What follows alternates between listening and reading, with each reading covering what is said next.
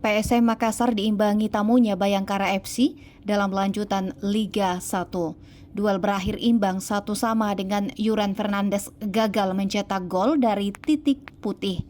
Pekan ke-22 Liga 1 2023-2024 mempertemukan PSM Makassar versus Bayangkara FC. Pertandingan berlangsung di Stadion Gelora B.J. Habibie, Parepare, Jumat 8 Desember 2023 malam WITA. PSM Makassar tancap gas sejak awal pertandingan. Peluang emas untuk PSM Makassar baru dapat lahir di menit ke-24.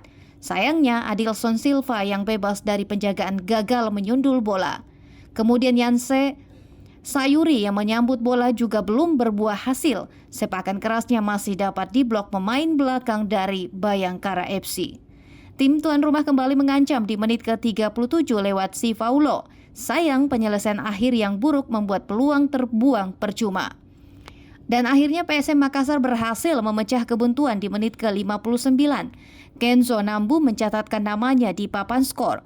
Gelandang asal Jepang itu menyundul bola memanfaatkan umpan Yakob Sayuri dari sepak pojok. PSM Makassar akhirnya memimpin 1-0. Hadiah penalti diperoleh PSM Makassar di menit ke-66. Sayangnya, Yuran Fernandes gagal mengeksekusi bola dengan sempurna. Bola tembakannya dapat ditepis Akil Syafiq. Bayangkara FC pun berbalik mengejutkan gawang dari PSM Makassar di menit ke-79. Junior Brangdau lolos dari pengawalan melepaskan sepakan Poli yang meluncur deras ke gawang Reza Arya Pratama. PSM Makassar pun berusaha mencetak gol kemenangan di sisa waktu yang ada, namun tidak membuahkan hasil. Skor tetap sama, 1-1 menjadi hasil pertandingan ini. PSM Makassar pun harus puas tertahan di posisi ke-10 klasemen Liga 1 dengan memperoleh 28 poin.